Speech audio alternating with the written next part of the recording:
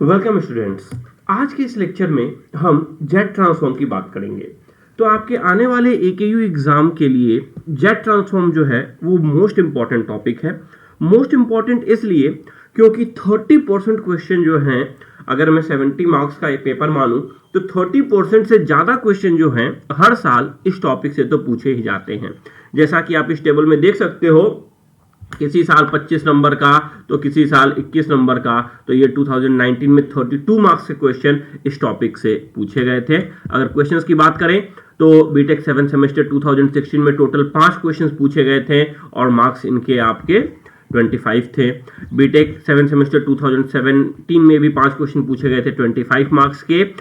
BTech 8 semester 2017 में आपसे 3 question पूछे गए थे 21 मार्क्स के, और बीटेक 7 सेमेस्टर 2019 में तो 32 मार्क्स के आपसे 5 सवाल पूछे गए थे। तो at the end of this topic आप ये सारे क्वेश्चन काफी आसानी से सॉल्व कर सकते हो।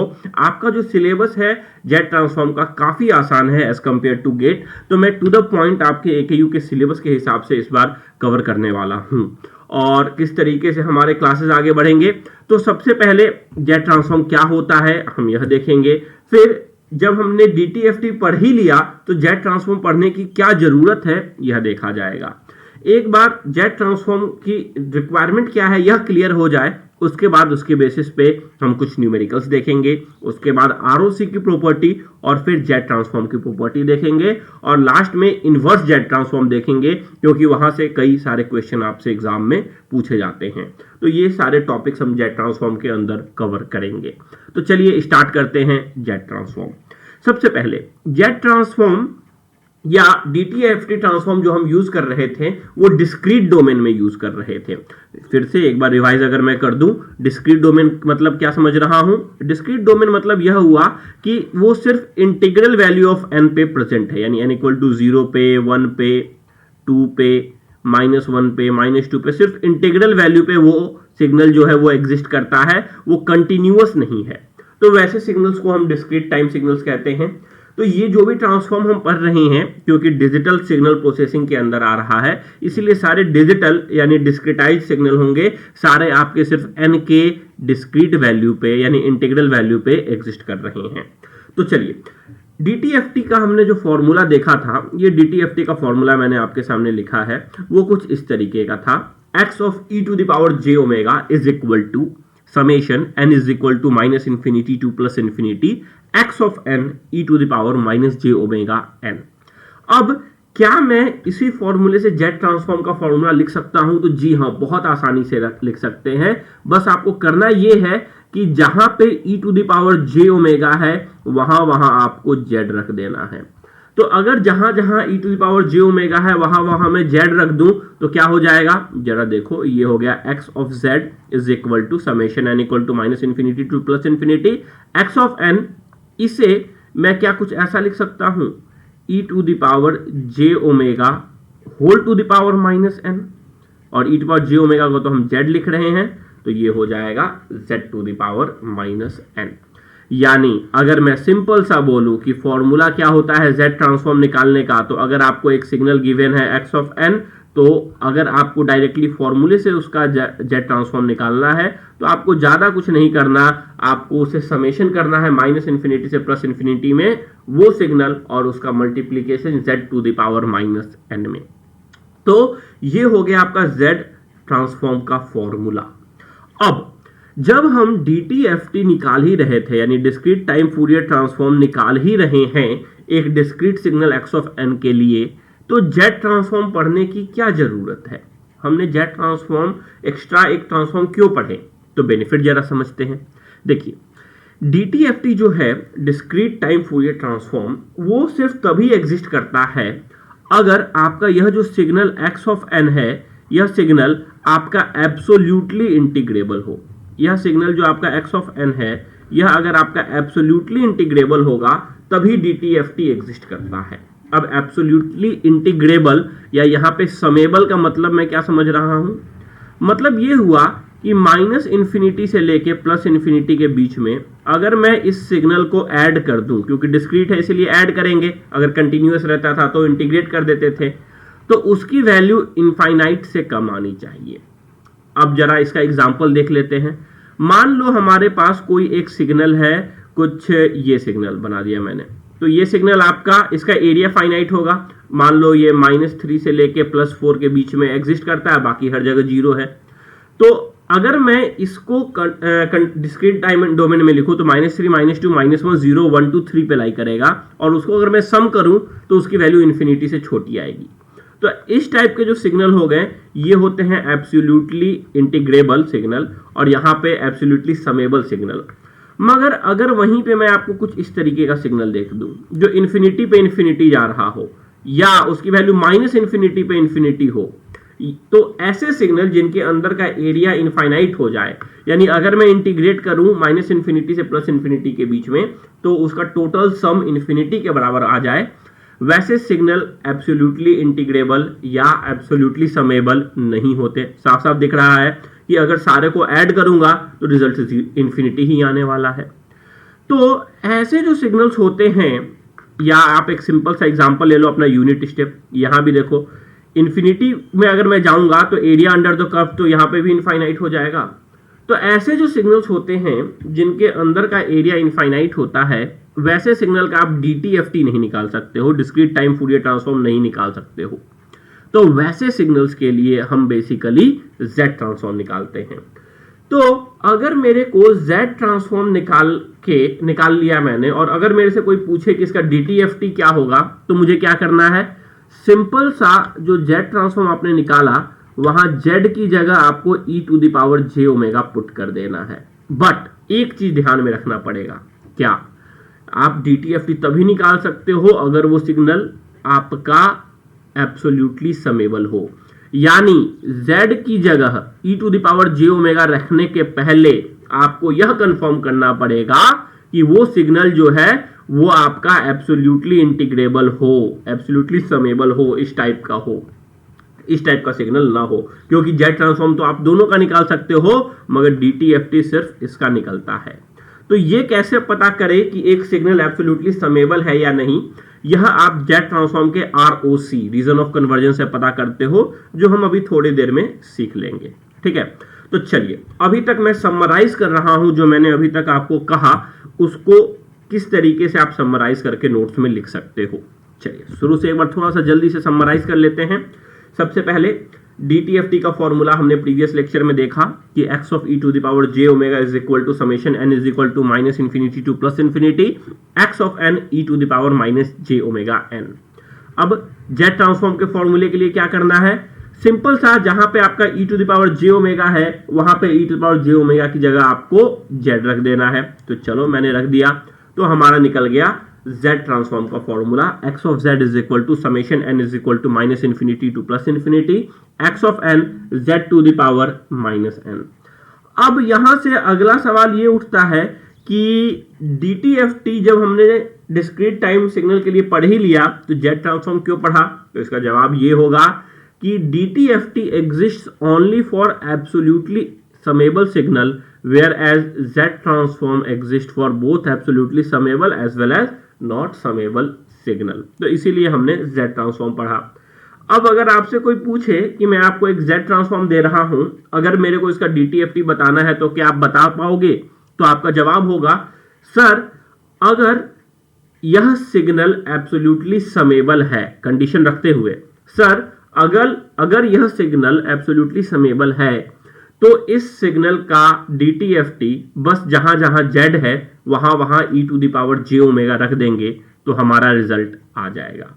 तो ये चीज अभी तक हमने पढ़ा। इसके बाद अगर मैं Z ट्रांसफॉर्म की बात करूं तो क्या Z की वैल्यू e⁻j⍵ होती है? जी नहीं, Z की वैल्यू e⁻j⍵ हमने रखा है अभी जब हम Z ट्रांसफॉर्म को DTFT में कन्वर्ट करना चाहते हैं। एक्चुअली में जो Z की वैल्यू होती है वो होती है R into e⁻ j⍵। Z की जो एक्चुअल वैल्यू होगी वो होगी आपकी Z is equal to R into e⁻ j⍵। अब R इंटू e⁻j⍵ का मतलब क्या है जरा समझते हैं। जरा देखो e⁻j⍵ जो होता है यह तो अगर e⁻j⍵ की अगर मैं बात करूं तो e⁻j⍵ आप जानते हैं यूलर्स थ्योरम से, e to power j theta is equal to cos theta plus j sine theta. So यहाँ पे cos omega plus j sine omega. तो अगर मैं इसके मैग्नीट्यूड की बात करूं, e to power J omega के मैग्नीट्यूड की बात करूं, तो ये हो जाएगा, ये आपका एक कॉम्प्लेक्स नंबर है a प्लस जे बी, तो square root of A square plus B square, so square root of cos square omega plus sine square omega. यानी ये जो सिग्नल है इसका मैग्नीट्यूड जो होगा वो तो हमेशा 1 ही होगा। एम्पलीट्यूड यानी जो मैग्नीट्यूड होगा e to power J omega का, क्योंकि cos square omega plus sine square omega 1 होता है, इसीलिए वो तो हमेशा 1 के बराबर होगा। यानी यह सिग्नल एक्चुअली है क्या? यह सिग्नल आपका फेज को रिप्रेजेंट करता है। किस तरीके से रिप्रेजेंट कर रहा है तो जरा देखो, अगर ओमेगा की वैल्यू 0 है तो ये हो जाएगा, अगर ओमेगा की वैल्यू पाई बाई 2 है तो यहां आएगा, अगर ओमेगा की वैल्यू पाई है तो ये हो जाएगा, और ओमेगा की वैल्यू 3 पाई बाई 2 है तो ये हो जाएगा, और फिर से अगर आप 2 पाई में जाओगे तो 2 पाई पे फिर से यहां आएगा, एंड सो ऑन रिपीट करते जाएगा। मगर मैग्नीट्यूड तो 1 होना चाहिए, यानी हमारा फेज चेंज होते रहना चाहिए मगर मैग्नीट्यूड 1 होना चाहिए। इसका मतलब क्या कह रहा है? इसका मतलब यह कह रहा है कि ये जो सिग्नल है, ये सिग्नल एक आपका सर्कल है, और सर्कल का रेडियस कितना है? 1। यूनिट रेडियस सर्कल जिसका फेज चेंज करता है वो है आपका e to the power J omega. अब r into e to the power J omega क्या हो जाएगा?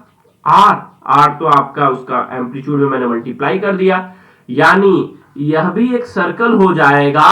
उस सर्कल का बस कंडीशन ये है कि ये जो नया सर्कल हमारा बनेगा उसका रेडियस जो होगा वो आपका 1 न होके r रहेगा। जो रेडियस है वो आपका 1 से बड़ा भी हो सकता है, छोटा भी हो सकता है, जो रेडियस होगा वो आपका r होगा। अब जरा ध्यान दो यहां पे, अगर मैं DTFT की बात करूं, तो DTFT आप में हम z की जगह सिर्फ e to the power J omega रखते थे, यानी r की वैल्यू 1 रखते थे। तो क्या मैं कह सकता हूं DTFT is evaluated on unit circle? जी हाँ, जो DTFT होता है वो उसका जो इवेल्युएशन करते हैं हम यूनिट रेडियस के सर्कल पे करते हैं। ये आपका एक बहुत इंपॉर्टेंट पॉइंट है, आपके ट्रू फॉल्स में या 1 और 2 मार्क्स के क्वेश्चन में पूछे जाते हैं कि DTFT जो है, क्योंकि r की वैल्यू हम 1 रखा इसीलिए उसको एक यूनिट रेडियस सर्कल पे हम इवेल्युएट करते हैं, और Z ट्रांसफॉर्म में जो r की वैल्यू होगी, रेडियस जो होगी, वो रेडियस कभी निगेटिव तो हो नहीं सकता, 0 से बड़ी होगी और इंफिनिटी के बराबर होगी। तो ये हो जाएगा आपका Z ट्रांसफॉर्म जो 0 से इंफिनिटी के बीच में एग्जिस्ट करेगा। तो ये हो गया हमारा Z ट्रांसफॉर्म के कॉन्सेप्ट्स। सबसे पहला पार्ट जैसे मैंने आपको बताया कि हम यह पढ़ेंगे कि Z ट्रांसफॉर्म का फॉर्मूला क्या होता है, DTFT और Z ट्रांसफॉर्म में क्या रिलेशनशिप होता है, और Z ट्रांसफॉर्म कहां पे हम इवेल्युएट करते हैं, तो ये हमने देख लिया। तो अभी तक हमने फॉर्मूले देख लिए और Z ट्रांसफॉर्म कहां एग्जिस्ट करता है यह देख लिया। अब ROC यानी रीजन ऑफ कन्वर्जेंस में जाने के पहले कुछ न्यूमेरिकल सॉल्व कर लेते हैं, तब हमें यह समझ में आएगा कि ROC की जरूरत क्यों है। अदरवाइज यह समझ में ही नहीं आएगा कि ROC की हमें जरूरत क्यों है। तो सबसे पहले ROC के लिए कुछ न्यूमेरिकल सॉल्व कर लेते हैं, और एक बार वो न्यूमेरिकल सॉल्व कर लेंगे तब हमारा कॉन्सेप्ट क्लियर हो जाएगा कि ROC की जरूरत क्या है। चलिए पहला सवाल सॉल्व करते हैं। सवाल सॉल्व करने के पहले कुछ बेसिक कॉन्सेप्ट्स मैं आपके रिवाइज कर देना चाहता हूं। सबसे पहले आप जैसा कि जानते हैं x ऑफ z का formula summation n equal to minus infinity to infinity X N Z to the power minus n, और अरिथमेटिक एंड ज्योमेट्रिक प्रोग्रेशन जो आपने क्लास 10th से पढ़ा था वहां से आप यह भी जानते हैं कि अगर किसी भी नंबर को मैं 0 से इंफिनिटी में समेशन करूं a to the power n given a की वैल्यू 1 से छोटी हो, क्योंकि अगर a की वैल्यू 1 से बड़ी हो गई तो ये तो आपका ऑटोमेटिकली इनफाइनाइट हो जाएगा। अगर a की वैल्यू 1 से छोटी है तो उसका समेशन का वैल्यू 1/1 माइनस a होता है, और अगर मैं वही इंटीग्रेशन इंफिनिटी न करके एक कैपिटल n तक करूं तो 1 minus a to the power n plus 1 by 1 minus a के बराबर होता है। तो ये जो समेशन का फॉर्मूला है, ये ज्योमेट्रिक प्रोग्रेशन का फॉर्मूला है जो आपने अपने हायर सेकेंडरी क्लासेस में पढ़े हैं। तो इनका यूटिलाइजेशन यहाँ पे कई बार होता है, इसीलिए यहाँ मैंने इनको कवर कर दिया। चलिए अब स्टार्ट करते हैं क्वेश्चन के साथ। पहला सवाल जो है वो आपके सामने है, आपको पूछा गया है और कई बार एग्जाम में 7 या 14 नंबर का क्वेश्चन पूछा जाता है, सिर्फ यही क्वेश्चन एज इट इज आपके एग्जाम में दिया जाता है। तो गिवन है find Z transform of x of n is equal to a to the power n un। आपको a to the power n un का z ट्रांसफॉर्म मालूम करना है। तो कैसे निकाल सकते हैं? सिंपल सी बात है, ये जो फॉर्मूला है यहाँ xn है, वहां पे मेरे को a to the power n un रख देना है। चलो सॉल्व करते हैं जरा। मैं क्या लिख सकता हूं? मैं लिख सकता हूं x of z is equal to summation n is equal to minus infinity to plus infinity a to the power n u of n into z to the power minus n। ये हो गया। अब अगर इस signal को मैं देखूं तो u ऑफ n है। u ऑफ n क्या होता है? n की वैल्यू अगर 0 से छोटी है तो u ऑफ n की वैल्यू 0, और n की वैल्यू अगर 0 से बड़ी है तो u ऑफ n की वैल्यू 1। यानी अगर मैं u ऑफ n को प्लॉट करूं तो u ऑफ n कुछ इस तरीके का दिखता है, अगर आपको याद हो।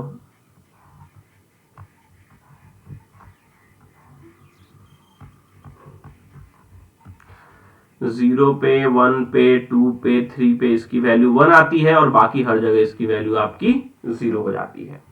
यानी क्योंकि ये u ऑफ, बाकी इसकी वैल्यू 1 है, क्योंकि ये u ऑफ n से मल्टीप्लाइड है और एनीथिंग को 0 से जब मल्टीप्लाई करते हैं तो रिजल्ट 0 होता है, तो इसीलिए समेशन का जो लिमिट होगा वो माइनस इंफिनिटी न होके 0 से स्टार्ट हो जाएगा। Summation n is equal to 0 to infinity a to the power n z to the power minus n, और u ऑफ n की वैल्यू 1 हो गई, 1 multiplied by anything is equal to 1। यानी मुझे ये समेशन निकालना है। अब क्या मैं इसको कुछ इस फॉर्म में लिख सकता हूं? तो अगर मैं इस फॉर्म में लिखने की कोशिश करूं तो ये मैं लिखूंगा summation n is equal to 0 to infinity a z inverse to the power n, तभी तो a to the power n into z to the power minus n हो जाएगा। तो ये मैंने इस फॉर्म में लिख लिया। अब यहां पे एक कंडीशन लग गया, क्योंकि ये जो इंटीग्रेशन है, मैं इंटीग्रेशन तभी कर पाऊंगा अगर जो अंदर वाला टर्म है वो 1 से छोटा हो, अदरवाइज इंटीग्रेशन की वैल्यू इंफिनिटी हो जाएगी। तो एक कंडीशन आ गया हमारा, और यही कंडीशन एक्चुअली आपका रीजन ऑफ कन्वर्जेंस देता है। कंडीशन क्या है? कंडीशन है आपका ए जेड इनवर्स का जो मॉड है, it should be less than 1। It should be less than 1। अगर वो 1 से बड़ा हो गया तब तो आप कैलकुलेट ही नहीं कर पाओगे। तो यहां से मैं क्या लिख सकता हूं? यहां से मैं लिख सकता हूं a by Z is less than 1 और mod of a is less then mod z, या इसे उल्टा लिखा जाए तो ऐसा लिख सकता हूं मॉड z, z इनवर्स का z नीचे आ गया और उसे उस साइड भेज दिया। So mod z is greater than mod a। Mod z की वैल्यू आपकी 1 से बड़ी होनी चाहिए, तभी जाके हम इसका समेशन कर पाएंगे, अदरवाइज समेशन की वैल्यू आपकी इनफाइनाइट हो जाएगी। चलिए यहां तक हम क्लियर हो गए। अब जरा समेशन देखते हैं। समेशन क्या हो जाएगा? 1 upon 1 minus A, that is x of z का अगर मैं फॉर्मूला लिखूं तो रिजल्ट लिखूं तो वो हो जाएगा 1 अपॉन 1 माइनस ए, यहाँ a की जगह ए जेड इनवर्स है, सो 1 माइनस ए जेड इनवर्स। और अगर z इनवर्स है यानी ऊपर नीचे z से मल्टीप्लाई कर दूं ताकि z इनवर्स कट जाए, तो ऊपर में z आ जाएगा, यहाँ पे z इंटू 1 z, माइनस में z इंटू z इनवर्स 1 हो गया और z माइनस a। यानी अगर मेरे से कोई पूछे कि x ऑफ z का फॉर्मूला क्या होता है, तो x ऑफ z का फॉर्मूला हमारा कुछ ये होता है। ये हमने क्लियर कर लिया। x ऑफ z का formula x of z is equal to z upon z minus a, जब आपका x of n a to the power n un के बराबर है। और ये काफी इंपॉर्टेंट क्वेश्चन है। कई बार इस क्वेश्चन का डेरिवेटिव यानी इसको थोड़ा सा टफ बना के क्वेश्चन आपके एग्जाम में पूछे जाते हैं, और यही क्वेश्चन कई बार 7 मार्क्स के आपके क्वेश्चन एग्जाम में पूछे गए हैं। बस इतना ही करना है आपको और 7 मार्क्स मिल जाएगा। चलिए एक बार आपके क्वेश्चन पेपर देख लेते हैं कि ये क्वेश्चन कहां पूछा गया है। जल्दी से एक बार क्वेश्चन पेपर देखें तो यहाँ नहीं पूछा है, ये देखो ये 2 नंबर का क्वेश्चन डायरेक्टली आपको पूछा गया है यहाँ पे। तो ये जो 2 नंबर का पूछा गया है यहाँ पे आपको डायरेक्टली फॉर्मूला लिख के सॉल्व कर देना है। इसके अलावा अगर मैं देखूं तो हाँ, ये क्वेश्चन अगर आप देखो, consider LTI system is characterized by an impulse response 1/2 to the power n un। तो यहाँ पे a की जगह क्या रख दिया है, 1/2 रख दिया है और थोड़ा सा चेंज कर दिया है, वो हम आगे देख लेंगे। और ये क्वेश्चन आपका 7 मार्क्स का बना दिया गया है। तो बस अभी तक जो मैंने डिस्कस किया यहीं से आपके 7 मार्क्स का वो जो क्वेश्चन है आपका सॉल्व हो जाएगा काफी आसानी से। चलिए तो एक बार जल्दी से इस क्वेश्चन को रिकैप करते हैं, रिवाइज करते हैं कि इस क्वेश्चन में क्या किया हमने। तो इस क्वेश्चन में हमें क्वेश्चन पूछा गया था कि a to the power n un का z ट्रांसफॉर्म निकालना है। तो हमने क्या किया, हम जानते हैं z ट्रांसफॉर्म का फॉर्मूला होता है summation n equal to minus infinity to plus infinity x n z to the power minus n। तो यहाँ x ऑफ n की जगह a to the power n un रख दिया। जैसे ही रखा, क्योंकि un था तो un का लिमिट 0 से इन्फिनिटी रख दिया हमने, क्योंकि un 0 से छोटी वैल्यू के लिए 0 होता है और 0 से इन्फिनिटी के लिए 1 होता है। तो मल्टीप्लाई करने के बाद वो गायब हो गया। अब इसको इस फॉर्म में जो जनरल फॉर्म होता है उसमें रिड्यूस किया मैंने और हमारा रिजल्ट आ गया z upon z minus a। साथ में ही एक यह कंडीशन भी आया कि यह रिजल्ट तभी पॉसिबल है अगर मॉड z की वैल्यू मॉड a से बड़ी है, अदरवाइज नहीं। और इस चीज को हम कहते हैं रीजन ऑफ कन्वर्जेंस, यानी जहां पे हमारा यह z ट्रांसफॉर्म जो है कन्वर्ज यानी एग्जिस्ट करता है। तो ROC आपका इस z ट्रांसफॉर्म का हो गया mod z is greater than mod a। अब दूसरे सिग्नल पे चलते हैं, दूसरे क्वेश्चन पे चलते हैं। मान लो क्वेश्चन में थोड़ा सा मॉडिफाई किया और a to the power n un की जगह लिख दिया minus a to the power n u of minus n minus 1 और पूछा गया इसका z ट्रांसफॉर्म निकाल के दिखाओ। तो सबसे पहले ये minus u of minus n minus 1 क्या है यह समझना जरूरी है।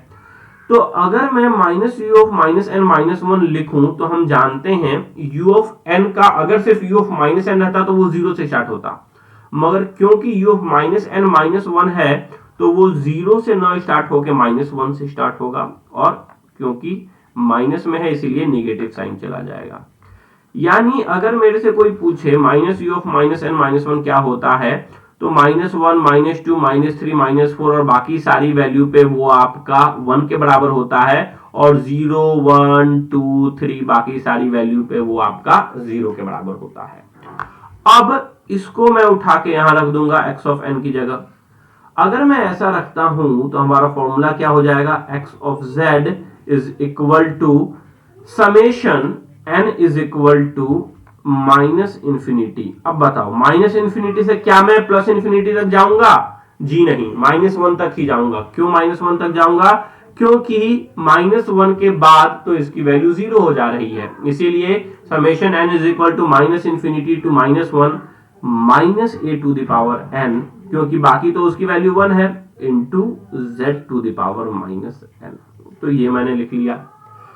अब जरा इसको सॉल्व करने की कोशिश करते हैं। जो जनरल फॉर्मूला था हमारा वो था समेशन, हमें जो फॉर्मूला पता था एपीजीपी से, summation n is equal to 0 to infinity a to the power n।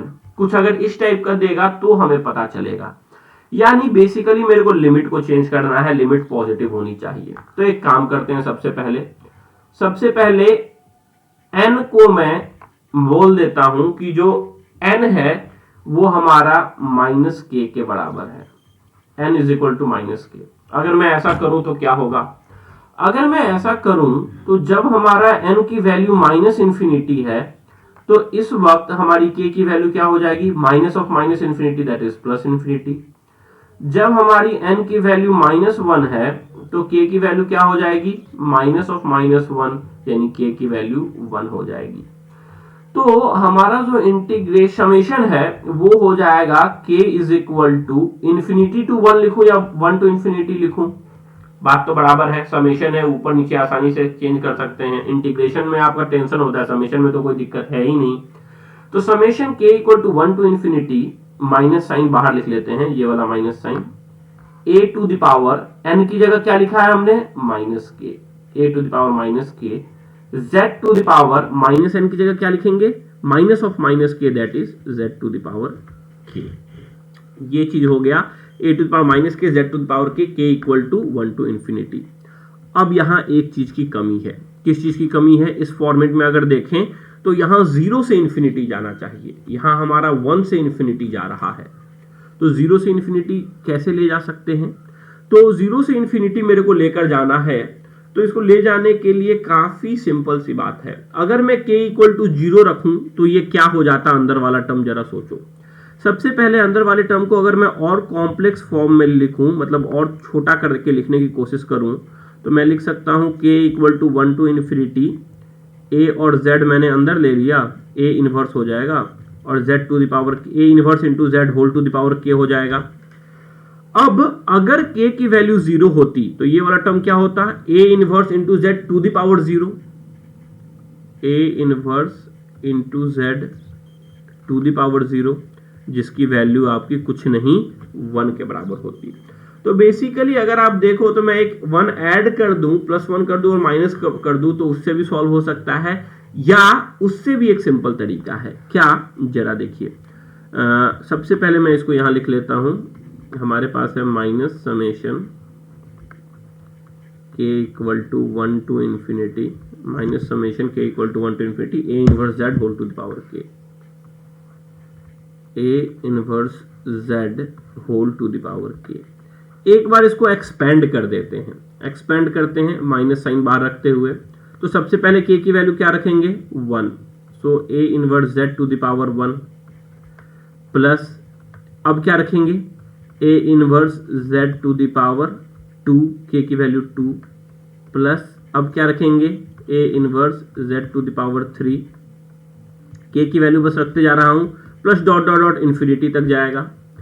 अब अगर मैं यहां से a इनवर्स z कॉमन ले लूं, माइनस a इनवर्स z मैंने कॉमन ले लिया क्योंकि सब में a इनवर्स z है, तो हो जाएगा 1 plus a inverse z plus, यहां पे आपका पावर 1 था तो वो 1 कॉमन ही आ गया, यहां पे 2 था तो कॉमन आके 1 बचा। ये हो जाएगा a इनवर्स z का square plus dot dot dot. जरा देखो ये 1 आ गया। हमें 1 की क्यों जरूरत थी? अगर देखो तो 1 की जरूरत इसलिए थी क्योंकि a inverse z to the power 0 equal to 1 होता है। तो इसे मैं क्या लिख सकता हूं? Is equal to minus of a inverse z into में समेशन। अब जरा ध्यान दीजिए, इसे मैं लिख सकता हूं a inverse z to the power 0 plus, क्योंकि anything power 0 is 1, a inverse z to the power 1 plus a inverse z का square plus dot dot dot. अब इसको वापस में समेशन फॉर्म में अगर लिखना चाहूं तो वो हो जाएगा minus of a inverse z summation k equal to 0, अब तो 0 से जा रहा है, 0 से इन्फिनिटी a इनवर्स z। तो ध्यान दीजिए, ये जो पार्ट था जो 1 टू इन्फिनिटी जा रहा था, 1 टू इन्फिनिटी जा रहा था inverse z to the power k, ये वाला जो पार्ट है इसको मैं कुछ इस तरीके से लिख सकता हूं, minus of a inverse z summation k equal to 0 to infinity a inverse z to the power k। और इसका इंटीग्रेशन तो हम जानते हैं फॉर्मूले से। कौन से फॉर्मूले से? जीपी वाले फॉर्मूले से कि ये 1/1 माइनस a हो जाएगा। तो इसे मैं लिख सकता हूं, बाहर जो चीज है, बाहर पहले से कॉमन है minus a inverse z 1/1 minus a, that is 1 minus a inverse z। ठीक है, साथ में यह भी जानता हूं कि यह तब एग्जिस्ट करेगा जब अंदर वाला जो टर्म है उसका वैल्यू 1 से छोटा हो, क्योंकि ये जो फॉर्मूला है हमारा, ये फॉर्मूला कब एग्जिस्ट करता है? तभी एग्जिस्ट करता है ना जब a की वैल्यू 1 से छोटी हो, when mod a is less than 1, यानी this will exist only when a inverse z is less than 1। a inverse z का जो मॉड है वो अगर 1 से छोटा होगा तभी वो एग्जिस्ट करेगा, अदरवाइज वो एग्जिस्ट नहीं करेगा। तो ये आपका इसका आरओसी का कंडीशन होगा, और अगर इसे लिखें तो a इनवर्स नीचे चला जाएगा, तो mod z is less then mod a। ये बन गया आपका condition, mod z is less then इसको साइड कर देते हैं, mod z is less then mod a, ये इसके आरओसी का कंडीशन। और जरा इसे सॉल्व करें, अगर हम इसे सॉल्व करें तो अगर मैं a इनवर्स से मल्टीप्लाई करता हूं तो ये हो जाएगा minus of a inverse z upon, ठीक है, तो ये हो जाएगा माइनस ऑफ, एक minute pen, minus of z upon a inverse से मल्टीप्लाई किया है, सॉरी a से मल्टीप्लाई किया है तो a और a इनवर्स कैंसिल हो गया, a माइनस z, और अगर माइनस में नीचे से कॉमन ले लूं तो ये हो जाएगा z upon z minus a।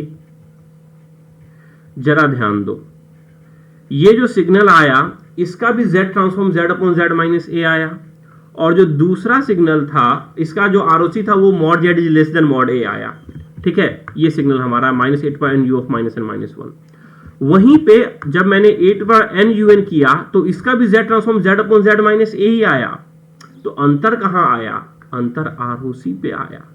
यहां पे जो आरओसी है वो mod z is greater then a है, और यहां पे जो आरओसी है वो mod z is less than a है। यानी जो दोनों सिग्नल थे, दोनों सिग्नल का z ट्रांसफॉर्म आपका सेम आया, दोनों सिग्नल का जो आरओसी है वो आपका अलग अलग आया। तो आरओसी अलग अलग आया है, यानी आरओसी आपको आइडेंटिफाई करेगा कि ये कौन सा सिग्नल है। यहां तक क्लियर है हम? तो चलिए एक जगह फिर से कंक्लूड करता हूं तो काफी आसानी से बाकी कॉन्सेप्ट भी क्लियर हो जाएंगे। जो हमने अभी फॉर्मूला निकाला, जो हमने अभी कंक्लूजन निकाला दोनों सिग्नल से, उनको एक जगह लिख रहा हूं। दोनों बहुत इंपॉर्टेंट हैं, आपको याद होने चाहिए। क्या? a to the power n un, एक मिनट, इंपॉर्टेंट कॉल आ रहा है, थोड़ा सा मैं पॉज कर रहा हूं वीडियो।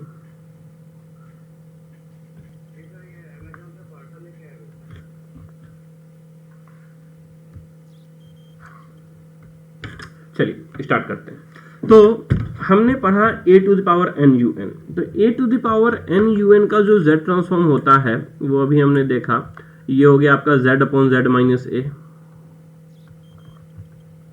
और यहां पे हमने एक कंडीशन देखा, यहां पे जो मॉड z है उसकी वैल्यू a से बड़ी आई, mod z is greater than mod a, तभी एग्जिस्ट करेगा। दूसरा हमने देखा minus a to the power n u of minus n minus 1, इसका जो z ट्रांसफॉर्म आया ये भी आपका z upon z minus a था, और यह तब आपका कन्वर्ज कर रहा था, यानी एग्जिस्ट कर रहा था, जब मॉड z की वैल्यू a से छोटी थी, when mod z is less then mod a। तो दो कंडीशन आपको पता चल गए, एक जहां mod z is greater than mod a and दूसरा जहां mod z is less then mod a। ये होती है आपकी ROC, रीजन ऑफ कन्वर्जेंस।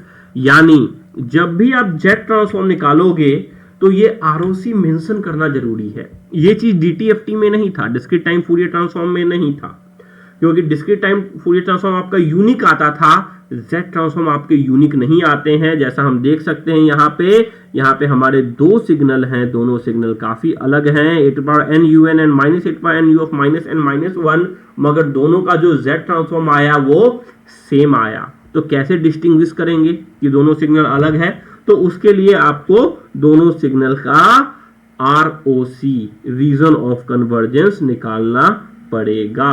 तो इसके बाद आप क्लियर हो सकते हैं। तो ये इंपॉर्टेंस है आपका ROC का, यानी जब मैं वापस आना चाहूंगा, यानी इनवर्स z ट्रांसफॉर्म से वापस डिस्क्रीट डोमेन में जाना चाहूंगा, तब ROC देखकर ही मैं डिसाइड करूंगा कि ये जो z upon z minus a है ये इसका सिग्नल है या इसका सिग्नल है। तो हर बार जब भी आप z ट्रांसफॉर्म लिखोगे तो ROC लिखना एक मस्ट है, एक नेसेसिटी है। चलिए यहां तक हम आ गए, और ROC क्या होता है यह हम क्लियर हो गए। अब ROC पे थोड़ी सी और बात करते हैं, क्योंकि आपके एग्जाम में ROC की प्रॉपर्टी ही 7 नंबर का पूछ दिया गया था, तो ROC क्लियर होना भी जरूरी है। तो सबसे पहले ये जो mod z is greater than mod a है, इसका जरा मतलब सोचते हैं। देखो z क्या था, z हमने देखा था, z था r into e to the power j omega, और ये हमने देखा था कि e to the power j omega जो होता है इसका मॉड जो होता है वो 1 के बराबर होता है। यानी अगर मॉड z की बात करूं तो मॉड z आपका r एक आर क्या रेडियस वाला सर्कल है। तो अगर आपको बोला गया है mod z is greater than mod a, यानी mod z is greater than mod a का मतलब ये हुआ कि अगर हमारे पास एक सर्कल है और इस सर्कल का रेडियस a है, तो जो z की वैल्यू आएगी वो हमेशा आपकी a से बड़ी ही होनी चाहिए, उससे छोटी नहीं हो सकती। यानी ये हमारा mod z is greater than mod a का प्लॉट होगा। सिमिलरली अगर आपसे बोला गया है mod z is less then mod a, तो mod z is less then mod a का मतलब ये हुआ कि अगर हमारा एक सर्कल है जिसका रेडियस आपका a के बराबर है, तो हमारा जो आरओसी है यानी जहां पे ये एग्जिस्ट करेगा वो रीजन हमेशा इस सर्कल से छोटा, mod z is less then mod a से छोटा ही होना चाहिए। तो ये हो गया आपका इसका आरओसी का पिक्चर। यानी a तो हम समझ गए, यहाँ पे mod z is greater than mod a बोला है, यानी सर्कल का रेडियस a है, उससे बाहर में ही आपका एग्जिस्ट करेगा पहला वाला सिग्नल, और दूसरा वाला सिग्नल उससे अंदर में ही एग्जिस्ट करेगा। तो यहां से हम कुछ पॉइंट्स कंक्लूड कर सकते हैं। क्या कंक्लूड कर सकते हैं कि आरओसी जो होगा वो हमेशा सर्कुलर नेचर का होगा, जैसा कि हम यहां देख सकते हैं, या तो सर्कल के अंदर में था या तो सर्कल के बाहर में था, सर्कुलर नेचर का ही होगा। ठीक है, इसके अलावा एक और इंपॉर्टेंट पॉइंट कंक्लूड कर सकते हैं कि ये जो पॉइंट आ रहा है ये a ही क्यों आ रहा है। a 2a आ सकता था, 3a आ सकता था, ये कोई और वैल्यू आ सकती थी, क्यों आ रहा है a। अगर इस पॉइंट पे ध्यान दिया जाए तो जरा देखो, ये जो दोनों अपने जेट ट्रांसफॉर्म आ रहे हैं, दोनों का जो पोल है, पोल और जीरो क्या होता है, जीरो अगर न्यूमरेटर अगर वो वैल्यू जीरो हो जाए तो जब न्यूमरेटर की वैल्यू जीरो रखेंगे तो जीरो आएगा, और जब डिनोमिनेटर की वैल्यू जीरो रखते हैं तो पोल आता है। तो इन सिग्नल का जो पोल है z इक्वल टू ए पे आ रहा है, इसका भी पोल और इसका भी पोल z इक्वल टू ए, यानी z की वैल्यू a रख दें तो डिनोमिनेटर जीरो हो जा रहा है। तो ये जो दोनों सिग्नल हैं दोनों के पोल्स a पे आ रहे हैं, और यहां जो हमारा आरओसी बन रहा था वो पोल के बाहर में, और यहां जो आरओसी बन रहा था वो पोल के अंदर में बन रहा था। कभी भी इक्वल टू का साइन नहीं लगाया था मैंने। यानी यहां से मैं क्या कंक्लूड कर सकता हूं, यहां से मैं यह कंक्लूड कर सकता हूं कि आरओसी जो है वो सर्कुलर तो बनेगी ही बनेगी, मगर साथ में यह भी पॉइंट है कि जो आरओसी होगा वो कभी भी पोल को कंसिस्ट नहीं करता। ROC never consist of any pole. वो पोल को कभी भी पोल किसी भी जेट ट्रांसफॉर्म का पोल आरओसी में नहीं आ सकता। ठीक है, इसके अलावा और क्या कंक्लूड कर सकते हैं, अगर मैं देखूं तो a to the power n un आपका राइट साइडेड सिग्नल है, आपका हमेशा राइट ही साइड में एग्जिस्ट करेगा, लेफ्ट साइड में नहीं करेगा। और अगर ये राइट साइडेड सिग्नल है तो हमारा जो सर्कल आ रहा है वो outside the z equal to a आ रहा है। Similarly a to the power n u of minus n minus 1 हमारा लेफ्ट साइडेड सिग्नल है, लेफ्ट की तरफ खुला हुआ है। और अगर हमारा लेफ्ट साइडेड सिग्नल है तो हमारा जो आरओसी आ रहा है वो इनसाइड द सर्कल आ रहा है, इनसाइड द पोल आ रहा है। तो इस बात को भी आपको ध्यान में रखने हैं। तो अभी मैंने आरओसी के 4 प्रॉपर्टी आपको यहीं पे समझा दिए, यही 2 एग्जांपल्स है। कौन से 4 प्रॉपर्टीज हैं? सबसे पहला, आरओसी हमेशा सर्कुलर नेचर का होगा। दूसरा, आरओसी कभी भी पोल को एग्जिस्ट नहीं करेगा। तीसरा, ये मैं अभी थोड़ी देर बाद फिर से समझाऊंगा इन पॉइंट्स को, अभी क्योंकि इसको मैंने टच कर दिया इसीलिए इस पॉइंट को कवर कर रहा हूं कि अगर आपके पास एक राइट साइडेड सिग्नल है तो आरओसी आउटर मोस्ट सिग्नल के बाहर होगा, और अगर आपके पास एक लेफ्ट साइडेड सिग्नल है तो आरओसी इनर मोस्ट सर्कल के यानी जो पोल है उसके अंदर में ही होगा। तो ये 4 पॉइंट तो मैंने अभी आपको यही 2 एग्जांपल से समझा दिए। आरओसी की और प्रॉपर्टीज और फिर से इन प्रॉपर्टीज को मैं आगे भी एक बार कवर कर दूंगा। उसके पहले कुछ और क्वेश्चन कर लेते हैं। तो अभी तक हमने 2 क्वेश्चन देखा है और रीजन ऑफ कन्वर्जेंस का कॉन्सेप्ट देख लिया है। चलिए रीजन ऑफ कन्वर्जेंस के कॉन्सेप्ट पे पहले यही कर लें क्या। देखिए, रीजन ऑफ कन्वर्जेंस क्या होता है ये तो मैंने आपको बता दिया। अगर आप इसको मैथमेटिकली देखें तो ये आपके एकेयू के एग्जाम के लिए नहीं है ये पार्ट, बट थोड़ा सा अगर समझने की कोशिश करें तो जरा उसको थोड़ा सा समझ लेते हैं। देखो जो x ऑफ z था उसका फॉर्मूला है summation n equal to minus infinity to plus infinity x N Z to the power minus n, और z का फॉर्मूला हम जानते हैं r e to the power j omega होता है। तो अगर मैं इसको यहां रखूं तो r to the power minus n e to the power minus j omega n.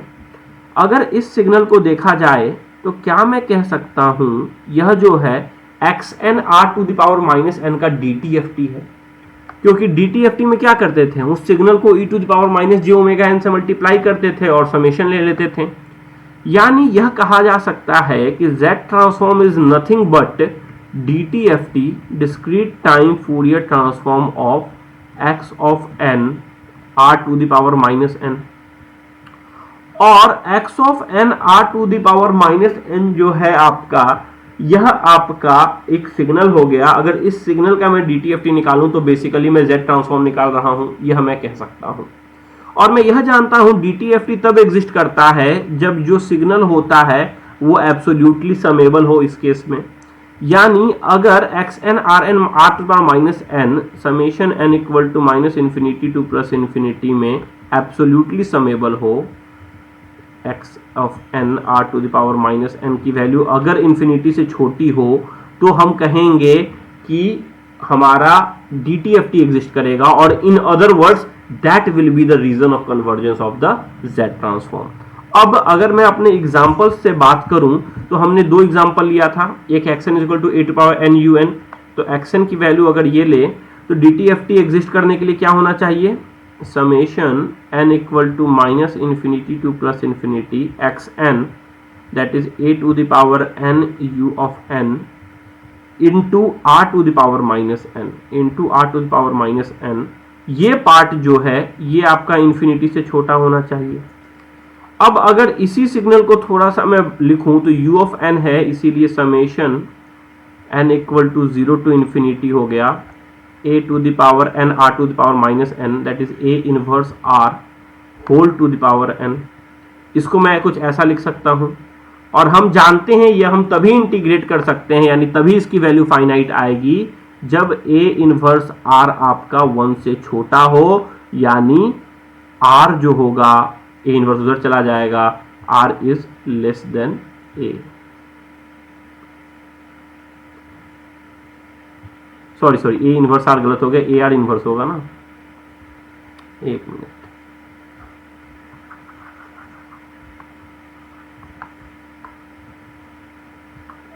अगर मैं इसे लिखना चाहूं तो ये ए एन यू एन है, तो so it will be a r inverse to the power n. So a r inverse जब ए से 1 से छोटा हो, यानी when r is greater than 1, जब आर आपका 1 नहीं 1 इंटू ए से बड़ा हो तभी ये चीज आपका एग्जिस्ट करेगा, when r is greater then a। और r क्या होता है, r is nothing but mod z, and mod z is greater than mod a। यही तो हमने DTFT निकाला था इस सिग्नल का, a to the power n un का।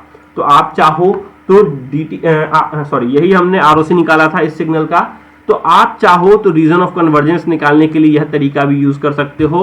सिमिलरली अगर आप a to the power minus n un का सॉल्व करोगे यहाँ पे पुट करके xn की जगह, तो आप फाइंड करोगे mod z is less then mod a आ रहा है, और यहाँ आपका mod z is greater than mod a आता है। तो ये होता है रीजन ऑफ कन्वर्जेंस का कॉन्सेप्ट। यानी रीजन ऑफ कन्वर्जेंस हम कहाँ यूज कर रहे हैं, तो बेसिकली रीजन ऑफ कन्वर्जेंस हम यूज कर रहे हैं वहां पे जहां पे Z ट्रांसफॉर्म का जो इंटीग्रेशन होता है, जो समेशन होता है, वो फाइनाइट वैल्यू दे। इन अदर वर्ड्स जहां पे x n r to the power minus n आपका एब्सोल्युटली समेबल हो, और x n r to the power minus n का हम DTFT निकाल सकें। तो ये हम यहाँ पे निकालने की कोशिश कर रहे हैं। चलिए इसके बाद आगे चलते हैं। अब एक कुछ और क्वेश्चन सॉल्व कर लेते हैं जो काफी इंपॉर्टेंट है और आपके एग्जाम में पूछे जाते हैं। पहला है find Z transform of xn equal to un। अगर आपको un का Z ट्रांसफॉर्म निकालना है तो कैसे निकालेंगे, डायरेक्टली इस क्वेश्चन से हम निकाल सकते हैं। हम देख रहे हैं xn is equal to 8 power n un का आपका DTFT z upon z minus a होता है। तो अगर मैं a की जगह 1 रख दूं, if I put a equal to 1, तो हमारा क्या हो जाएगा, x of n equal to un, और x of n equal to un हो गया, और इसका z ट्रांसफॉर्म हो जाएगा, a की जगह 1 रखना है, सो z अपॉन z माइनस 1, और कंडीशन सिंपल सा है, कंडीशन होगा आपका mod z is greater than 1, z upon z minus 1 and the condition is mod z is greater than 1। काफी आसानी से निकाला जा सकता है। तो ये हमने निकाल लिया un का z ट्रांसफॉर्म। अब जरा ध्यान दो, क्या un का DTFT एग्जिस्ट करता है? अगर हम देखें तो un आपका एक एब्सोल्युटली समेबल सिग्नल नहीं होता। क्यों? क्योंकि इसकी वैल्यू हर जगह 1 हो रही है। तो इन्फिनिटी तक अगर मैं 1 को ऐड करूंगा तो रिजल्ट तो हमारा इनफाइनाइट होगा ना। इसीलिए un एब्सोल्युटली समेबल सिग्नल नहीं होता है और इसीलिए इसका DTFT discrete time Fourier transform नहीं निकाल सकते। अब क्या मैं बिना यह कॉन्सेप्ट ध्यान में रखे हुए, बिना कैलकुलेट किए हुए कि गिवन सिग्नल एब्सोल्युटली समेबल है या नहीं, यह पता कर सकता हूं कि इसका DTFT एग्जिस्ट करता है कि नहीं करता? तो उसके लिए मेरे को क्या करना है, इसका बस Z ट्रांसफॉर्म देखना है। तो Z ट्रांसफॉर्म हम देख रहे हैं कि mod Z is greater than 1 आ रहा है। Mod Z is greater than 1 यानी एक यूनिट सर्कल है 1 और हमारा जो ROC आ रहा है जहां पे यह एग्जिस्ट कर रहा है वो 1 से बाहर एग्जिस्ट कर रहा है। ये तो मैं देख रहा हूं। अब क्योंकि यह 1 से बाहर एग्जिस्ट कर रहा है यानी यूनिट सर्कल इसमें लाई नहीं करेगा और हमने क्लास के बिगिनिंग में ही पढ़ा था DTFT discrete time Fourier transform वहां पे होता है जहां पे यूनिट सर्कल पे कैलकुलेट करते हैं यानी z की वैल्यू, z की मैग्नीट्यूड r इक्वल टू 1 रखते हैं। अब क्योंकि यूनिट सर्कल अंदर में नहीं आ रहा है, ROC में नहीं आ रहा है, तो आप इसका DTFT नहीं निकाल सकते हो। तो अब मैं कंक्लूड कर रहा हूं, बहुत इंपॉर्टेंट कंक्लूजन है, ध्यान से सुनिएगा। मैं यह कह रहा हूं कि आप किसी भी सिग्नल का, एनी सिग्नल का DTFT निकालना चाहते हो, any signal DTFT can be computed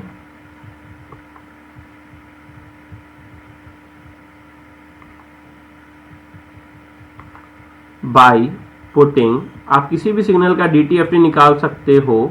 कैसे कर सकते हो? z की जगह e to the power j omega रखना है। गिवन, बस एक कंडीशन आपको देखनी है, ROC जो है z ट्रांसफॉर्म का वो यूनिट सर्कल कंसिस्ट करना चाहिए। Given ROC consists of unit circle. अगर ROC में यूनिट सर्कल आ रहा है तभी आप उसका Z ट्रांसफॉर्म निकाल सकते हो, अदरवाइज आप उसका Z ट्रांसफॉर्म नहीं निकाल सकते हो। ये बहुत इंपॉर्टेंट पॉइंट है, ध्यान रखने वाली बात है और इस पे कई बार क्वेश्चन बनाते हैं। यानी अब अगर आपसे एग्जाम में DTFT पूछा जाए तो ये DTFT निकालने का 2 तरीका है। क्या 2 तरीका है? सबसे पहला तरीका यह है कि इस DTFT के लिए आप सिंपल सा फॉर्मूला लिखा लो जो हमने पढ़ा था, x of e to power j omega equal to summation n equal to minus infinity plus infinity xn e to power minus j omega n। या दूसरा, क्योंकि हम इतनी बार पढ़ रहे हैं Z ट्रांसफॉर्म, काफी डेप्थ में पढ़ेंगे, तो उसका Z ट्रांसफॉर्म निकाल लो और यह देख लो कि ROC में यूनिट सर्कल लाई कर रहा है या नहीं। अगर ROC में यूनिट सर्कल लाई कर रहा है जैसा कि इस केस में हो रहा है तो आपको ज्यादा कुछ करना ही नहीं है। क्योंकि ROC में यूनिट सर्कल लाई कर रहा है तो आपका जो DTFT होगा उसके लिए बस Z की जगह e to the power j omega रख देना है और आपका काम खत्म, आपका DTFT निकल गया। बस इतना ही करना है। चलिए, तो इस तरीके से आपको DTFT भी निकालना सीख लिए हम Z ट्रांसफॉर्म से। अब एक और इंपॉर्टेंट क्वेश्चन करते हैं, 2 इंपॉर्टेंट क्वेश्चन, उसके बाद ROC की प्रॉपर्टी देखेंगे। सबसे पहले अगर आपको क्वेश्चन दे दिया xn is equal to delta n और पूछा इसका DTFT निकालो, तो क्या करोगे? सिंपली फॉर्मूले में रख देते हैं, summation n is equal to minus infinity to plus infinity, xn की जगह डेल्टा n रखेंगे, z to the power minus n। अगर मैं डेल्टा n की बात करूं तो मैं जानता हूं डेल्टा n जो है वो आपका बस 0 पे उसकी वैल्यू 1 के बराबर होती है, बाकी हर जगह उसकी वैल्यू 0 होती है। यानी माइनस इन्फिनिटी प्लस इन्फिनिटी में वो 0 है, सिर्फ 0 पे एग्जिस्ट कर रहा है। So basically result is delta 0 into z to the power minus 0, anything to power 0 is equal to 1। तो आप कह सकते हो डेल्टा n का जो z ट्रांसफॉर्म होगा वो होगा 1 के बराबर। xn is equal to delta n और डेल्टा n का जो z ट्रांसफॉर्म होगा वो होगा 1 के बराबर। सिमिलरली अगर आपको दे दिया xn is equal to delta n minus 1, तो क्या होगा, यह आपका डेल्टा n माइनस वन अगर मैं देखूं तो वो आपका 0 पे एग्जिस्ट ना करके 1 पे एग्जिस्ट करेगा, क्योंकि हमने शिफ्टिंग कर दिया ना, राइट शिफ्ट कर दिया 1 से। तो यहाँ पे कहाँ पे एग्जिस्ट करेगा, सिर्फ n इक्वल टू 1 पे एग्जिस्ट करेगा। तो ये हो जाएगा summation n equal to minus infinity to plus infinity की जगह सिर्फ 1, क्योंकि बाकी जगह तो 0 है। So 1 into z to the power minus n, और n कहाँ पे एग्जिस्ट कर रहा है, सिर्फ 1 पे, यानी ये वैल्यू होगी z to the power minus 1। यानी डेल्टा n माइनस 1 का जो DTFT होता है वो होता है z इनवर्स के बराबर। सिमिलरली अगर आपसे कोई पूछे डेल्टा n माइनस 2 का DTFT का z ट्रांसफॉर्म, तो डेल्टा n माइनस 2 का z ट्रांसफॉर्म हो जाएगा z माइनस 2 के बराबर। अगर आपसे कोई पूछ दे डेल्टा n प्लस 1 का z ट्रांसफॉर्म, तो डेल्टा n प्लस 1 का z ट्रांसफॉर्म हो जाएगा z टू द पावर 1, जो भी है उसको पावर में लिख देना है। मान लो अगर मैं पूछता हूं डेल्टा n प्लस 3 का z ट्रांसफॉर्म, तो डेल्टा n प्लस 3 का z ट्रांसफॉर्म हो जाएगा z क्यूब। That's all. अब यहां से बहुत सिंपल तरीके से कुछ जो डिजिटल सिग्नल होते हैं उनकी आप DTFT निकाल सकते हो। कैसे निकाल सकते हो, तो जरा देखो। मान लो कि मैंने आपको, चलो एक नए पेज पे लिखते हैं। मान लो मैंने आपको एक सिग्नल दिया x of n is equal to 3 minus 2 1 0 4 2। मान लो ये सिग्नल दिया और मैं ये कह रहा हूं ये पॉइंट है 0। यानी अगर मैं इस सिग्नल को लिखना चाहूं टाइम डोमेन में, तो मैं क्या लिख सकता हूं, माइनस 2 पे 0 है, यानी minus 2 times delta 0 delta n, फिर 1 पे है यानी 1 times delta n minus 1, plus 0 times delta n minus 2, 0 into anything is 0, plus 4 times del n minus 2, plus 2 times del n minus 3, इधर लिख दिया, और इधर हो जाएगा 3 टाइम्स डेल्टा n प्लस 1। यानी ये जो सिग्नल है x ऑफ n, चाहे इस फॉर्मेट में दिया हो या चाहे आपको कुछ इस तरीके से लिख के दिया हो, दोनों तो सेम है। अगर इसका मुझे z ट्रांसफॉर्म निकालना है तो मैं सिंपली निकाल सकता हूं। ये हो जाएगा 3 टाइम्स टू द पावर 1 है तो 3z माइनस 2, डेल्टा n का तो 1 होता है, plus z inverse plus z to the power minus 2, 4z to the power minus 2 plus 2z to the power minus 3। ये हो गया खत्म हमारा DTFT z ट्रांसफॉर्म। अब यहाँ एक इंपॉर्टेंट पॉइंट है, मैंने z ट्रांसफॉर्म तो बता दिया, क्या मैंने यहाँ आपको इसका ROC डिफाइन किया? तो जरा ध्यान दो, जी नहीं, मैंने ROC डिफाइन नहीं किया। तो पहले इसका एक बार ROC देख लेते हैं क्या होता है, क्या होना चाहिए इसका ROC। अगर सोचो तो ROC आपका क्या होता है, जैसा मैंने आपको बताया था, जहां पे वो z ट्रांसफॉर्म एग्जिस्ट कर रहा है तो इसका समेशन तो हमेशा 1 के बराबर ही हो रहा है, यानी हर कंडीशन में एग्जिस्ट कर रहा है। तो बेसिकली आप बोलोगे इसका जो ROC होगा वो इंटायर z प्लेन होगा, कंप्लीट z प्लेन जो होगा वो इसका आपका ROC होने वाला है, हर जगह डेल्टा n इक्वल टू 1 का एग्जिस्ट कर रहा है। एक तो ये तरीका है, क्यों? क्योंकि summation n equal to minus infinity to plus infinity delta n z to the power minus n किया। अब मैं n की वैल्यू कुछ भी रखूं वो तो हमेशा आपका 1 के बराबर ही होने वाला है ना, इन्फिनिटी रखूं, माइनस इन्फिनिटी रखूं, 0 रखूं, वो तो हमेशा 1 के बराबर होने वाला है, क्योंकि बाकी हर जगह तो 0 है। तो ऐसा कोई पॉइंट ही नहीं है जहां पे डेल्टा n का हम z ट्रांसफॉर्म न निकाल सके। ये तो क्लियर हो गया, इंटायर z प्लेन में वो एग्जिस्ट कर रहा है। अब इसके बाद एक और इम्पॉर्टेंट पॉइंट कि क्या मैं इसको ROC का जो कॉन्सेप्ट लगाया था उससे निकाल सकता हूं? तो ध्यान दो, ROC का जो कॉन्सेप्ट था, अगर मेरे को ये समझ में नहीं आया तो ROC का कॉन्सेप्ट ये था कि z to the power minus n को तोड़ दो, तो r to the power minus n e to the power minus j omega n। तो ROC का कॉन्सेप्ट ये था कि जहां पे ये वाला सिग्नल एब्सोल्युटली इंटीग्रेबल हो जाए, यानी जहां पे समेशन xn यानी आपका delta n into r to the power minus n absolutely integrable हो जाए। अब जानते हैं हम डेल्टा n जो है उसकी वैल्यू 1 है, डेल्टा n की वैल्यू 1 है और वो आपका n इक्वल टू 0 पे एग्जिस्ट करेगा, बाकी कहीं एग्जिस्ट करेगा ही नहीं करेगा। तो अगर मैं n equal to minus infinity to plus infinity में इसको इंटीग्रेट करूं तो ये जो है वो हर वैल्यू पे आपकी इसकी value r to the power minus 0 यानी 1 के बराबर ही लाई करेगी, यानी जी हाँ, this exist for entire z plane, entire z plane पे एग्जिस्ट करता है। यहां से आरओसी की एक और इंपॉर्टेंट प्रॉपर्टी बाहर आ रही है। कौन सी प्रॉपर्टी? कि अगर आपका सिग्नल फाइनाइट लेंथ का हो, जैसा कि यहां देख रहे हो इसका लेंथ सिर्फ 1 है, तो वो जो सिग्नल है उसका जो जेड ट्रांसफॉर्म होगा वो इंटायर जेड प्लेन होगा। साथ में एक छोटा सा कंडीशन है, वो आपका यहां से क्लियर हो जाएगा। अब जरा सोचो, डेल्टा n-1 का जेड ट्रांसफॉर्म का आरओसी क्या होगा? अब जरा यहां पे सोचने वाली बात है। देखो, डेल्टा n-1 जो हो रहा है, इसका जो जेड ट्रांसफॉर्म आ रहा है वो 1/z हो रहा है। ये कहां पे एग्जिस्ट नहीं करेगा, कहां पे इसकी वैल्यू इन्फिनिटी हो जाएगी?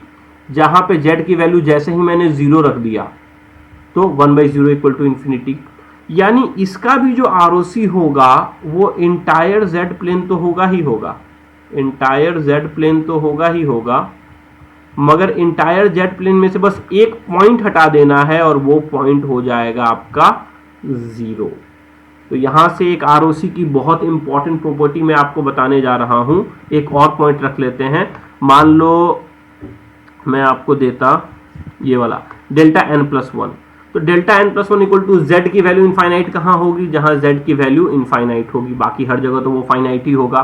तो यहां से आरओसी का एक और इंपॉर्टेंट प्रॉपर्टी बता रहा हूं कि अगर आपके सिग्नल्स जो हैं वो फाइनाइट ड्यूरेशन के हैं, फाइनाइट लेंथ के हैं, तो उनकी जो आरओसी होती है, फाइनाइट लेंथ के सिग्नल की जो आरओसी होती है वो इंटायर जेड प्लेन होगी, वो हमेशा आपकी इंटायर कंप्लीट जेड प्लेन होगी। बस कभी कभार 0 या इन्फिनिटी ये हट जाएगा, हमेशा इंटायर जेड प्लेन होगा, कभी कभार 0 या इन्फिनिटी हट जाएगा, अदरवाइज 0 इन्फिनिटी नहीं हटेगा, ये भी हो सकता है। तो इंटायर जेड प्लेन होना ही होना है फाइनाइट ड्यूरेशन के सिग्नल की आरओसी। ये हमने क्लियर कर लिया।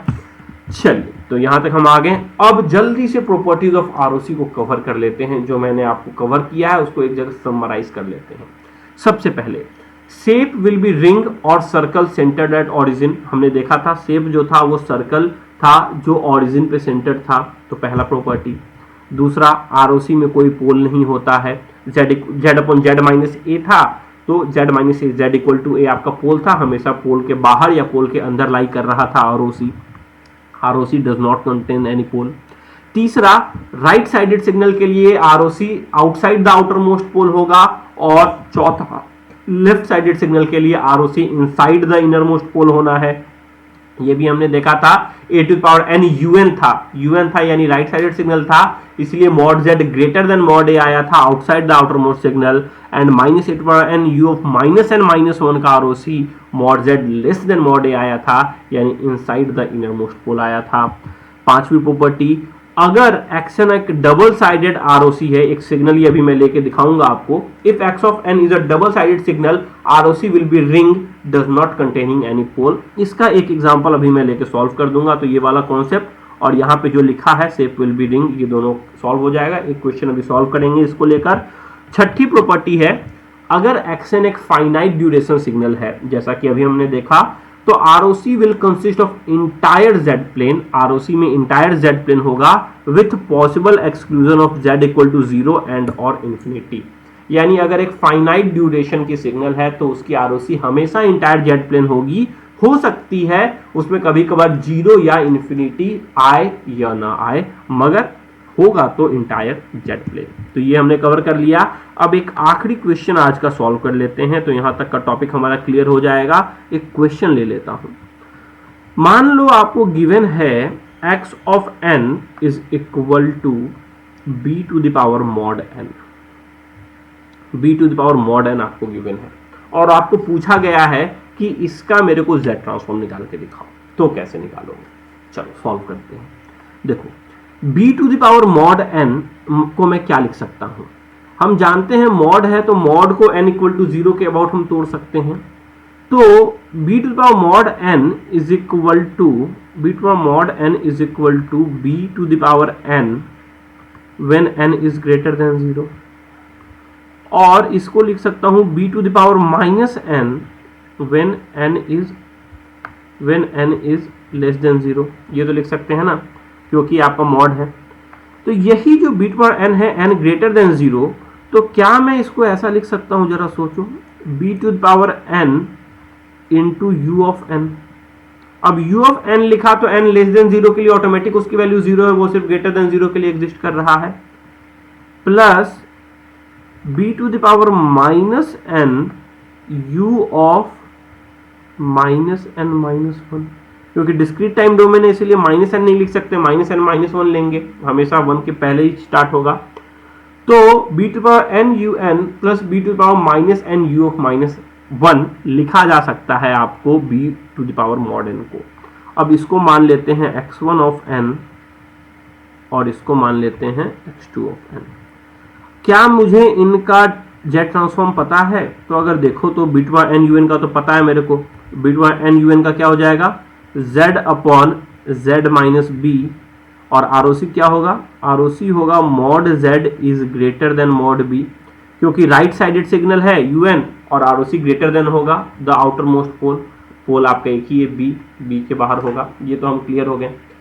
अब क्या मुझे b to the power minus n u of minus n minus 1 का पता है? जी नहीं, आपको b to the power plus n u of minus n minus 1 का पता था, तो इसका मैं ROC और जेड ट्रांसफॉर्म मुझे निकालना पड़ेगा। तो चलिए इसका जरा जेड ट्रांसफॉर्म निकाल के देखते हैं। हमारा सिग्नल है b to the power minus n u of minus n minus 1, ये है हमारा x2 ऑफ n, और इसका मुझे निकालना है z ट्रांसफॉर्म। z ट्रांसफॉर्म के लिए मैं जानता हूं, फॉर्मूले लिखता हूं, summation n is equal to minus infinity to plus infinity, x to the power x जो है तो x है b to power minus n u of minus n minus 1 into में z to the power minus n। अब क्योंकि u to power minus n minus 1 है, इसीलिए मैं कह सकता हूं इसका जो लिमिट है वो n equal to minus infinity से लेके प्लस इन्फिनिटी न होके प्लस 1 तक लिख सकते हैं, plus 1 b to the power minus n z to the power minus n, तो b inverse z inverse whole to the power n लिखा जा सकता है इसे, b inverse z inverse whole to the power n। ठीक है, चलिए यहां के बाद अगर मैं जानता हूं कि मुझे यूज करना है अपना APGP वाला formula, summation n equal to 0 to infinity a to the power n, यानी लिमिट में मुझे 0 टू इन्फिनिटी चाहिए, तो इसको पॉजिटिव की जगह माइनस इन्फिनिटी की जगह पॉजिटिव करना पड़ेगा, यानी मैं क्या रख रहा हूं, माइनस n इक्वल टू के या n इक्वल टू माइनस के रखता हूं। दिस एम्प्लॉयज जब n की वैल्यू माइनस इन्फिनिटी तो k की वैल्यू प्लस इन्फिनिटी, जब n की वैल्यू 1 तो k की वैल्यू, सॉरी ये माइनस 1 तक गया था ना, माइनस इन्फिनिटी टू माइनस 1 होगा ना, क्योंकि माइनस n माइनस 1 है, n की वैल्यू माइनस 1 तो k की वैल्यू प्लस 1। तो जो हमारा लिमिट ऑफ इंटीग्रेशन है वो मॉडिफाई हो जाएगा, summation k equal to 1 to infinity लिखूं या इन्फिनिटी टू 1 लिखूं, बात तो बराबर है, लिखने में समझने में आसानी होगी, 1 to infinity bz minus 1 to the power minus n, यानी इसको डायरेक्टली लिख सकता हूं bz to the power k, minus के लिखता फिर माइनस अंदर लाता, बात तो बराबर ही होती। So summation k equal to 1 to infinity bz to the power k। अगर मैं यहां से b to the power bz common ले लूं तो ये थोड़ी देर पहले हमने देखा था, पूरा एक्सपेंशन करके इसे मैं लिख सकता हूं k equal to 0 to infinity bz to the power k, ये लिखा जा सकता है इस चीज को, 0 टू इन्फिनिटी लिमिट करने के लिए bz कॉमन ले लेते थे बाहर। अब अगर इसे मैं सॉल्व करूं तो ये पार्ट तो bz ही रह जाएगा, ये जो पार्ट है ये हो जाएगा 1 अपॉन 1 माइनस ए, क्योंकि इसका होता था ना 1 अपॉन 1 माइनस ए, तो ये हो जाएगा 1 अपॉन 1 माइनस bz।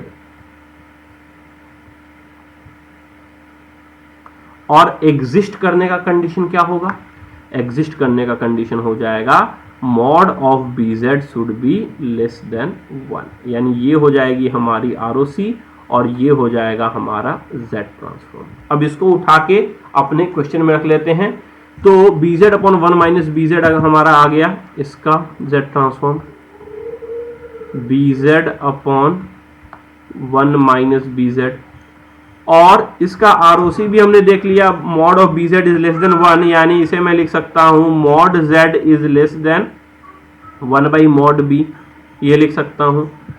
तो ये हो जाएगा mod Z is less than 1 by mod B. तो ये हो गया हमारा सेकंड सिग्नल x2n, ये हो गया हमारा फर्स्ट सिग्नल x1n, और ये हो गया हमारा कॉम्बिनेशन। अब हमारा x ऑफ n कब एग्जिस्ट करेगा? हमारा x ऑफ n तब एग्जिस्ट करेगा जब ये दोनों ROC एग्जिस्ट करेगा, तभी ना एग्जिस्ट करेगा। अब दोनों ROC कैसे एग्जिस्ट करने की बात कर सकते हैं, तो जरा सोचो। आपका मॉड z b से बड़ा भी होना चाहिए और मॉड z की वैल्यू 1 बाई b से छोटी भी होनी चाहिए। ये कब हो सकता है? अगर b की वैल्यू 1 से छोटी है तभी तो हो सकता है। फॉर एग्जांपल, अगर मैं b की वैल्यू 0.5 यानी 1 बाई 2 रखता हूं, अगर b की वैल्यू मैं 1 बाई 2 रखता हूं, अगर मैं b की वैल्यू 1 बाई 2 रखता हूं तो एक सर्कल बन जाएगा 1 बाई 2 पे, ये हमारा सर्कल बना। तो mod z is less than 1 upon 1 by 2, यानी mod z is less then 2 and mod z is greater than 1 by 2। 1 by 2 से बड़ा होगा और 2 से छोटा होगा, ये 2 हो गया, ये 1 बाई 2 हो गया, यानी इसके बीच में ही लाई करेगा और कहीं तो लाई नहीं कर सकता है ना। सोचो मैंने क्या किया, मैंने b की वैल्यू 1 बाई 2 रखा, तो क्या होना चाहिए? Mod z is greater than mod b, that is mod z is greater than 1 by 2। ये जो अंदर वाला सर्कल है वो है आपका 1 बाई 2 का, अंदर वाला सर्कल जो है वो 1 बाई 2 का है, तो 1 बाई 2 से बड़ा, and mod z is less than 1 by 1 by 2, that is mod z is less then 2, तो 2 से छोटा, तभी तो रिंग शेप का बना। तो यही है आपकी प्रॉपर्टी नंबर 1 और प्रॉपर्टी नंबर 5 का ये वाला पार्ट। क्या?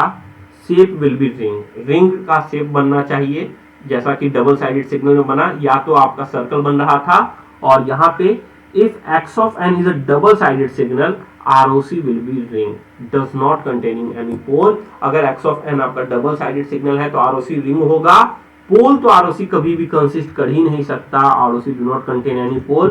देखिए इसीलिए रिंग बना, क्यों? क्योंकि इस सिग्नल के दो पोल बन रहे थे, क्योंकि xn का तो जो z ट्रांसफॉर्म है वो तो ये हुआ ना, एक पोल बना z इक्वल टू b और दूसरा पोल बना 1 बाई b, और पोल तो कंसिस्ट हो ही नहीं सकता, इसीलिए 1 बाई बी और बी के बीच में आपका सिग्नल आया, यानी जो ROC बना वो एक रिंग शेप का बना।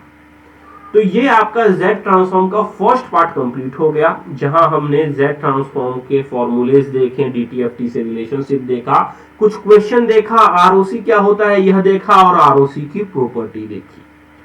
सेकंड पार्ट में Z ट्रांसफॉर्म के कुछ इंपॉर्टेंट प्रॉपर्टीज हम डिस्कस करेंगे। प्रॉपर्टीज का डेरिवेशन आपसे एग्जाम में नहीं पूछा जाता है, तो प्रॉपर्टीज डिस्कस करेंगे और उन प्रॉपर्टीज के बेसिस पे कुछ क्वेश्चन सॉल्व करेंगे जो आपके एग्जाम में पूछे जाते हैं। वो सारे क्वेश्चन बस उतने से सॉल्व हो जाएंगे। और थर्ड पार्ट में इनवर्स Z ट्रांसफॉर्म पढ़ेंगे और वहां आपका Z ट्रांसफॉर्म कंप्लीट हो जाएगा।